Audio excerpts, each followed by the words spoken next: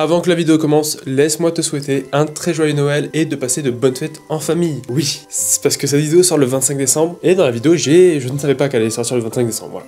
Je te l'avoue. Donc voilà, joyeux Noël, passez de bonnes fêtes, j'espère que vous aurez tout ce que vous voulez. La santé, tout ça, hein, le tintouin habituel. Donc vas-y, on peut reprendre la vidéo maintenant. Et yo tout le monde, on se retrouve pour une vidéo. Tu l'as vu dans le titre, c'est mon setup caméra 2024. Enfin début 2024 parce qu'il risque d'évoluer entre temps, je l'espère. Pour débuter cette vidéo, on va commencer par mon premier boîtier caméra. J'ai nommé le Panasonic Lumix G7. Tous les liens seront en description, ne vous inquiétez pas. Donc, qui est un micro 4 tiers comme vous pouvez voir. Donc micro 4 tiers, bien pour commencer, un peu cher pour ce que c'est. Alors vous pouvez voir qu'il y a un peu vécu parce que ici vous pouvez voir un peu de taches vertes. Et là aussi, c'est quand j'ai fait le mur.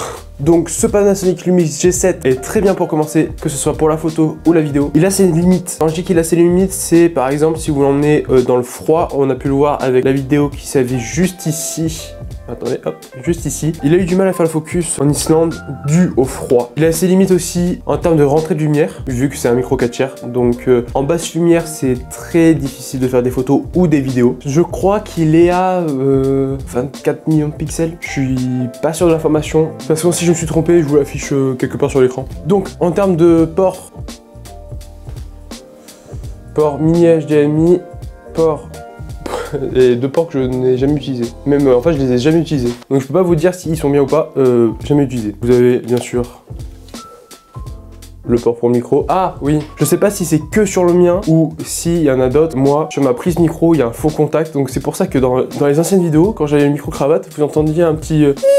comme ça derrière, voilà, parce qu'il y avait un faux contact. Et aujourd'hui, il n'y a plus parce que là, j'ai changé. Ah. Donc il a l'écran qui retourne. En termes de focus, il est très lent. Il est très très lent. Mais si je devais donner mon avis dessus, c'est qu'il est très bien pour commencer. Avec un prix actuellement affiché à 700 et quelques euros en kit, hein, je parle avec plus un objectif. Je trouve ça cher quand même pour ce que c'est, parce que c'est pas du milieu de gamme, c'est pas du bas de gamme, c'est entre les deux. Et on est vraiment pas dans du haut de gamme là, hein, vraiment.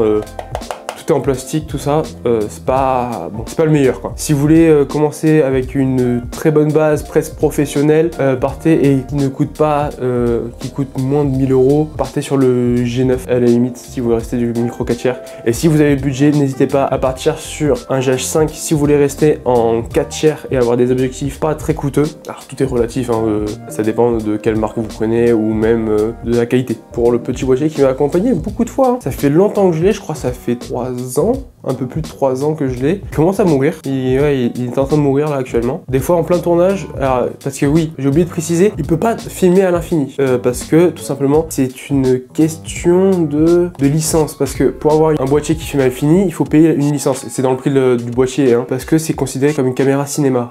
Je crois que c'est ça, hein. Dites-moi en commentaire si c'est autre chose, mais je crois que c'est parce que sinon c'est considéré comme une caméra cinéma et il faut payer une taxe dessus quand vous l'achetez. Donc c'est dans le prix des gros boîtiers en fait. Donc avec celui-là vous pouvez me filmer pendant 30 minutes, qui n'est pas beaucoup, hein, qu'on se le dise. Par exemple sur la dernière vidéo cuisine, j'ai dû le rallumer plusieurs fois, donc c'est très chiant. Et surtout que, en parlant de rallumer, ce petit appareil là que vous voyez ici, vu qu'il est en fin de vie, bah, il s'éteint. Même quand il y a la place sur la carte SD, même quand je le touche pas, quand je fais des photos, il s'éteint. Donc j'ai préféré changer avant qu'il me claque dans les doigts. Mais attention, j'utilise toujours, on ne jette pas à la poubelle. C'est très important de le garder. Déjà, ça a une valeur sentimentale, parce que c'est avec ça que j'ai débuté la photo. Enfin c'est avec lui que j'ai commencé la photo. Avec un 500D j'ai commencé. Voilà. Qui lui ne fonctionne plus du tout.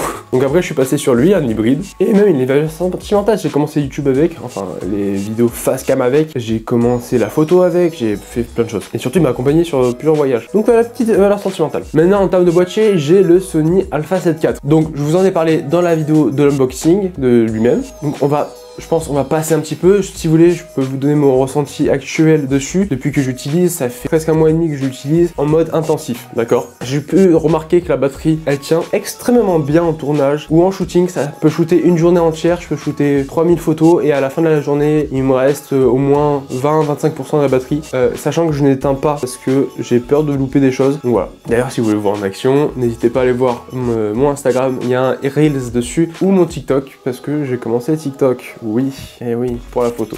Donc n'hésitez pas à aller voir, c'est des POV de shooting. En termes de fonctionnalité, cet appareil est extraordinaire en fait. Tout est bien rangé. C'est sûr qu'au début, vous allez avoir du mal à le régler. Mais ça, je vous invite à regarder des tutoriels de youtubeurs photos français ou américains, ce que vous voulez, qui vont vous expliquer extrêmement bien. Par exemple, je vous mets une vidéo juste ici et la chaîne du créateur juste en bas. C'est grâce à lui que j'ai pu faire mes paramètres. Mais après, j'ai copié quelques paramètres à lui et ensuite, j'ai fouillé dans tous les paramètres pour mettre mes paramètres. Donc ce que j'ai à dire pour l'instant du Sony, c'est qu'il est extraordinaire. Voilà, c'est tout. Donc il y a pas longtemps, j'ai acquis une GoPro Hero 9. Bon, aller sur le plastron, c'est par rapport au TikTok. Voilà, au TikTok, au release que je vais préparer. Je suis en train de tester la position de la caméra parce que sur mon TikTok, la GoPro est comme ça. Et du coup, vous voyez que ma main ici, c'est bizarre en fait. J'ai mal fait les choses. Donc je prépare un nouveau setup pour la caméra. Donc dites-moi en commentaire si vous avez des idées, si j'ai pas trouvé d'ici là. Donc mon ressenti sur cette caméra, aussi vous avez pu la voir sur la vidéo cuisine. Donc la GoPro, j'avais mis la GoPro pour voir un meilleur angle. Pas déçu de cette caméra, elle va me servir aussi pour autre chose quand j'aurai un certain permis. Je suis vraiment pas déçu. Elle vaut son prix, je l'ai eu en réduction, j'ai eu de la chance. De 300 et quelques, elle est passée à 242, si je ne me trompe pas. On va commencer avec les objectifs Lumix Panasonic pour micro 4 tiers. On va commencer avec le 1442 de chez Panasonic. C'est avec lui que j'ai tourné à peu près, c'est pas à peu près, c'est toutes mes vidéos, à part celle des baleines, où j'étais avec un autre objectif que je vais vous présenter. Donc cet objectif, je l'ai eu dans le kit. Dans le kit avec mon boîtier. Alors qu'est-ce que je peux dire? Que c'est de la grosse merde. Voilà. Je peux dire que c'est pas fou. Après c'est un objectif de kit, donc forcément c'est pas extraordinaire. Je sais même pas à combien il est lourd. Parce que lui vraiment je l'ai jamais utilisé en photo. Je l'ai jamais utilisé. Je l'ai utilisé que en vidéo et en tout auto. J'ai mis tout en auto, donc j'ai pas grand chose à dire dessus, à part que bon il est pas fou. Surtout en vidéo il est pas fou, ça c'est sûr. De toute façon vous avez pu voir la qualité des vidéos à l'époque. Il n'était pas folle avec ça. Ensuite toujours chez Panasonic, le 25 mm, équivalent à 50 mm chez Canon. Alors je vous avoue, je l'ai pas beaucoup utilisé. J'ai utilisé quelques fois pour des photos portraits ou quelques vidéos, je crois, oui. 2-3 vidéos avec cet objectif. Ce que je peux dire de cet objectif, c'est qu'il est pas mal. Il est pas mal. C'est pas le meilleur. Il ouvre en 1.7.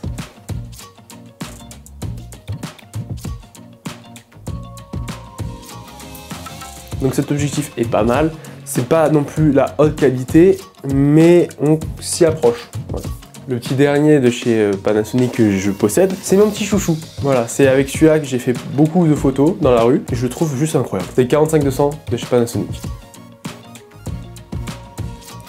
Cet objectif est juste incroyablement bien pour le prix, qui est quand même assez élevé pour ce que c'est. C'est du plastique, mais pas du plastique de merde, on va dire. Voilà, c'est pas du plastique de merde, ce qui est très appréciable. Vous pouvez retrouver pas mal de photos que j'ai faites avec sur mon Instagram. J'ai déjà filmé avec, en Islande d'ailleurs. Voilà, donc c'est ça que je peux lui reprocher, c'est que la stabilisation, au-dessous d'un certain degré, bon, on va dire qu'elle se désactive quoi. En plus, il faisait pas si froid que ça pour un objectif. Sur le bateau, je crois, il faisait à peine -4, -5, quelque chose comme ça. La stabilisation, elle est partie comme ça. Je suis monté sur le bateau, il n'y avait plus de stabilisation. Déjà que le capteur du boîtier n'est pas stabilisé, une horreur. Mais en termes de photographie, il est incroyable. Voilà tout ce que j'ai à dire. Si vous avez un Panasonic Lumix G7 ou un micro 4 tiers chez Panasonic, n'hésitez pas. Tous les liens seront en description de tous les objectifs, de tous les boîtiers, de tout ce que je vais vous présenter. Tout est en description.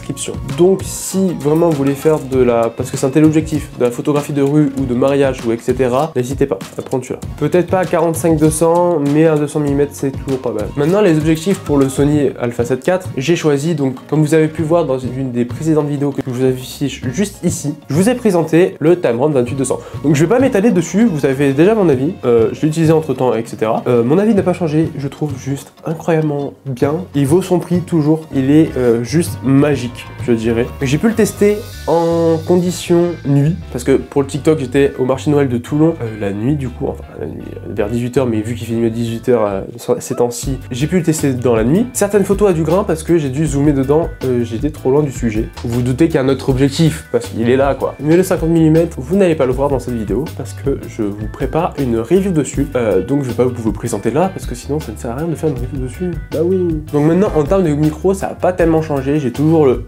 Vidéo Micro Go, je crois crois qu'il s'appelle comme ça, je suis plus sûr, attendez, je vais regarder. Donc j'ai le Vidéo Micro de chez Rode. Bon, c'est l'entrée de gamme, vraiment entrée de gamme, il coûte 45 € s'il n'a pas augmenté. Est-ce que c'est un très bon micro? Je ne sais pas. Pour commencer, ça c'est sûr que c'est un bon micro.